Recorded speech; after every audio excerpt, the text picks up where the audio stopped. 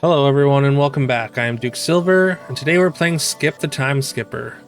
Skip's another hero that I don't really feature on the channel as much as I used to, which is kind of weird because I actually have like a really good average placement with Skip. So I see a lot of people that kind of like are down on Skip when they're doing their like tier lists and whatnot, but honestly I think Skip is very good even right now. I just think being able to get ahead on character, like when you're ahead on experience, you can get higher level characters faster, and it just allows you to pull ahead a lot faster than people realize.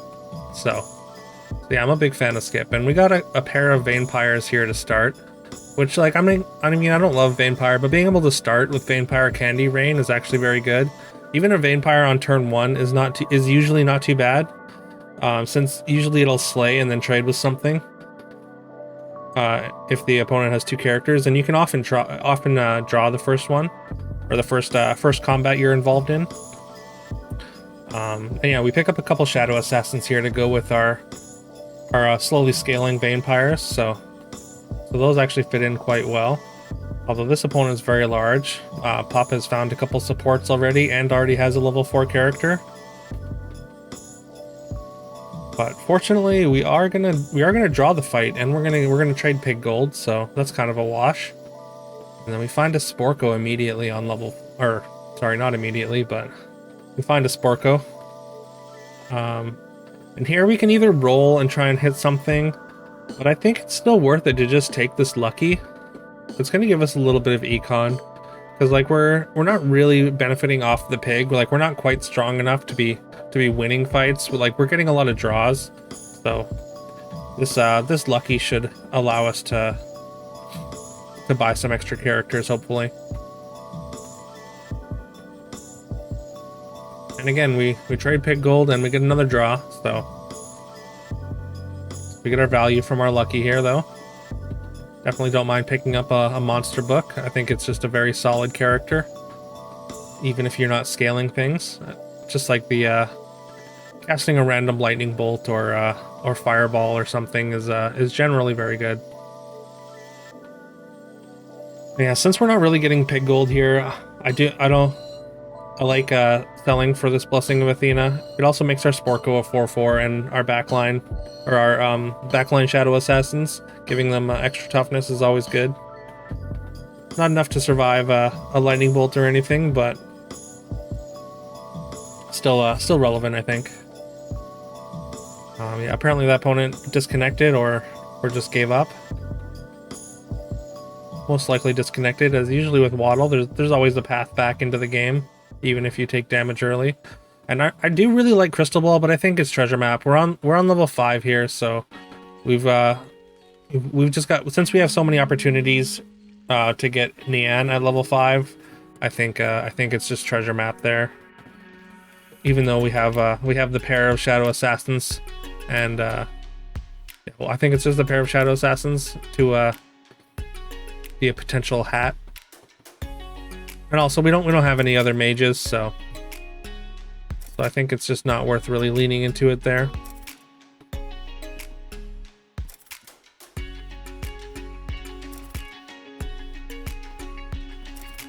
And there's Shadow Assassin triple that we're gonna have to turn down. Maybe I should have just taken the Lancelot there. We've got Sporko that we can put in front of it, or put it in front of. And then we could have just taken one of these Blaze of Glories and potentially finished the quest. Although I think Blaze of Glory wouldn't have been enough this turn. So we're gonna take the Lancelot here, though. And then we're gonna sell this pair of Luckies and just cast this Masquerade Ball for next turn. And yeah, we're gonna take a Princess P. We've got a Sporko, and that's enough.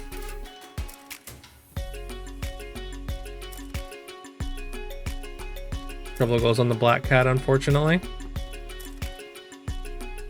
We're very strong at this point, and we take this fight down pretty handily.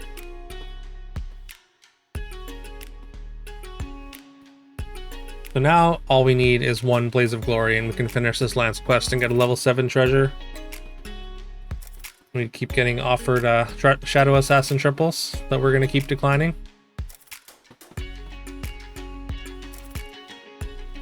Tempted to sell for the kidnap here, but ultimately decide against it. There's a Nian. I think I'm not gonna lock here. It's possible that I should lock and just take the Nian, but we're going into level 6, and I've got this Lancelot already, so I don't want to just be buying like buying like all speculation characters kind of thing. So we're gonna pass that up. If we see another one early in the turn next turn, we might pick one up, but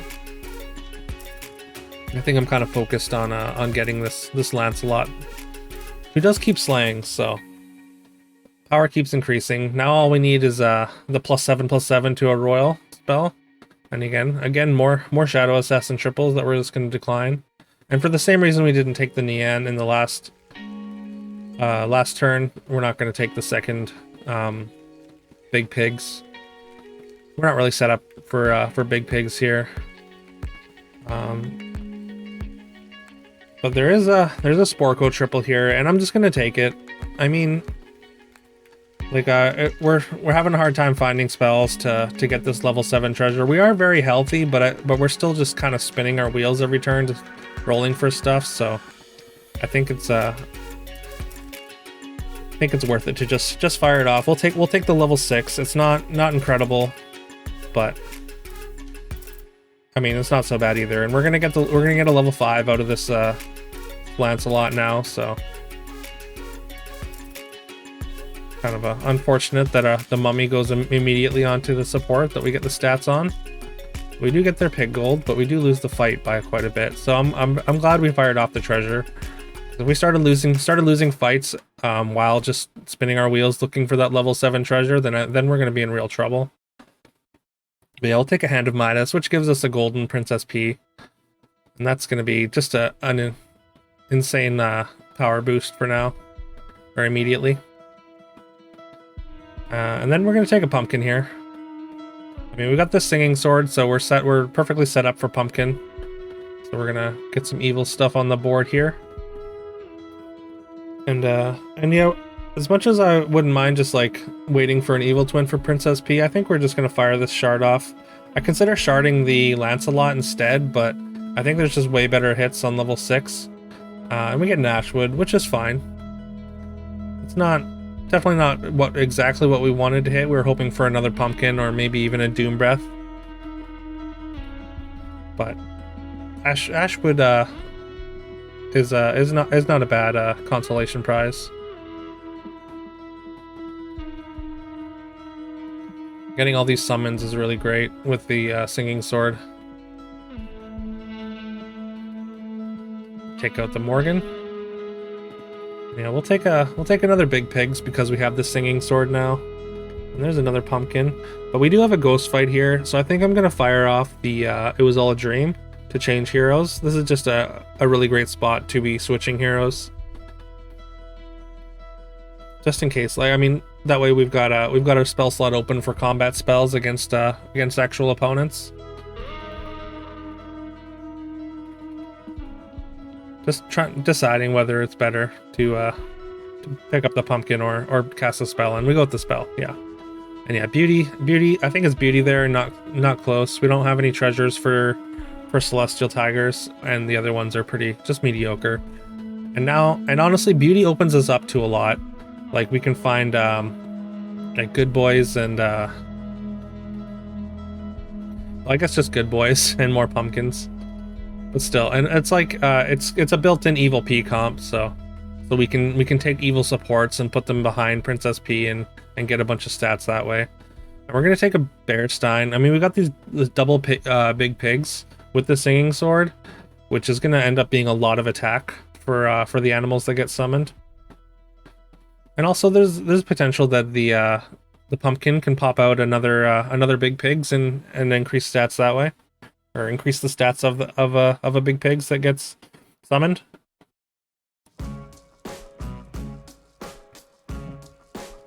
Considering whether I should lock for this Pigomorph, but I don't think it's worth it.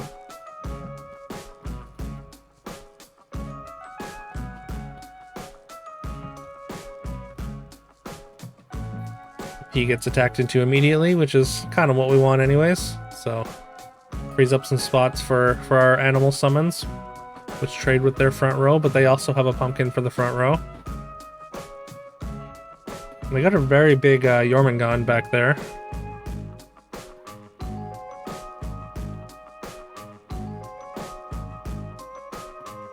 Oh, we've got a second pumpkin now too, which, I mean, it could be good or bad against this Jorm, but luckily they attack into the apple tree and we scam the Jorm down. Right, so there's an Evil Eye, which is pretty good with Princess P, but we don't really need that extra attack, so we're gonna take Horn and just try and find like a triple for this pumpkin. Or even like Boomhilda's or something.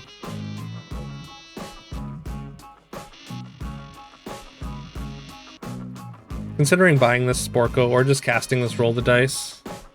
But yeah, we're gonna buy this Sporko. That way we can double support the Princess P. I don't think we have the board space. We don't really have the board space for animal summons to be like really good. So, but yeah, that Doom Breath kind of ruins us. Also, shout out to Jeremiah, Twitch streamer, who is our opponent currently playing King Midas. Also a very, very good Storybook Brawl player. Pretty high up on the pro leaderboard. I believe he won the December monthly or something last year. So yeah. So yeah, we're gonna fire off a shard, and basically we're just hoping to hit pumpkin out of with that one, just to get the level 6 treasure. Alright, and there we get a triple for our Sporko, and I think it's worth it because we can hit Horn of Olympus. So with our Princess P's and all our summons in the front row, it's just a huge amount of attack, and it's gonna be really good for what we have going on here. And we've got a Soul Tack in case we see or for the Doom Breath opponent, anyways, and in case we see other like lightning dragons and whatnot.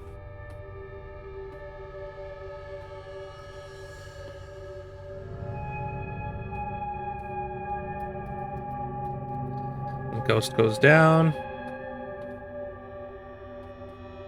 Now we're down to top 2. Looks like Jeremiah got taken out.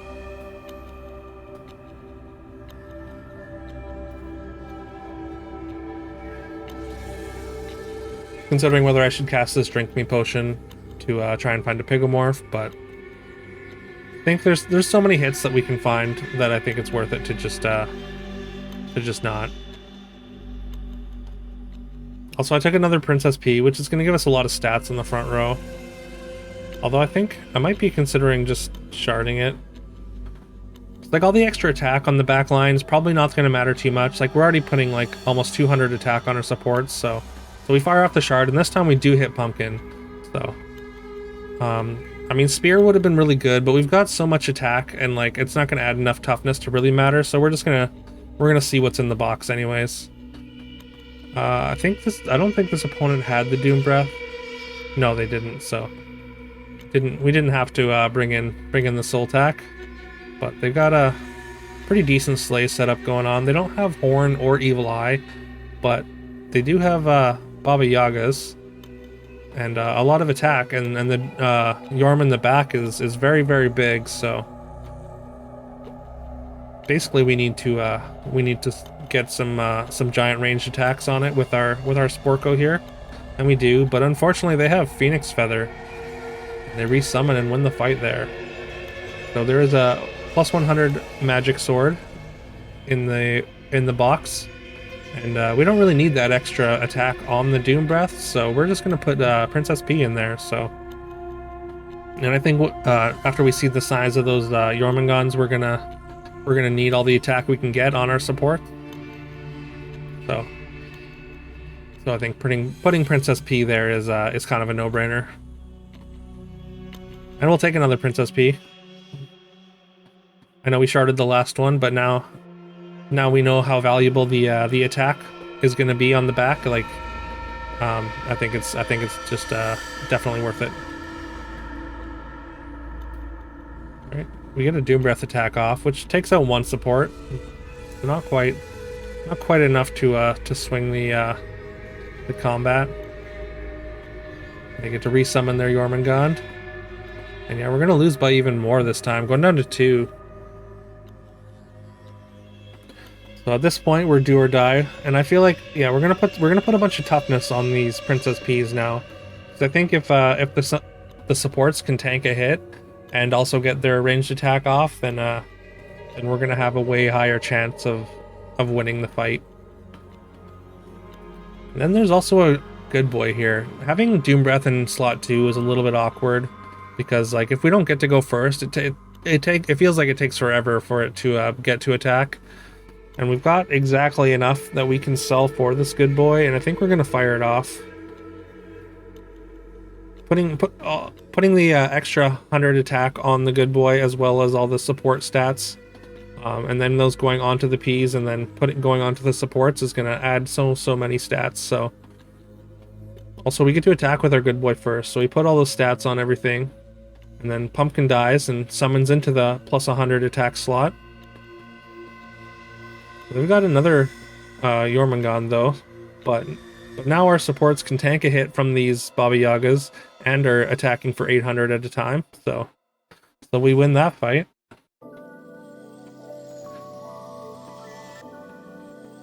So as long as we can get our good boy to attack first, then we should be in decent shape. We definitely want to find a Hermes Magic Beans here. I think or a Pigamorph. I'm not sure like there's anything else that we really add to this board. I don't think we have enough time to like try and get another golden P or anything, so although finding another good boy I think is worth it, so we're gonna lock it just in case of a tie, although as unlikely as it is.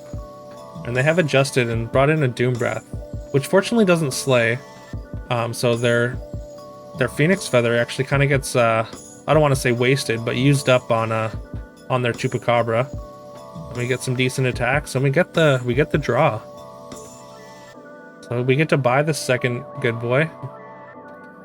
Sort of start to multiply our stats.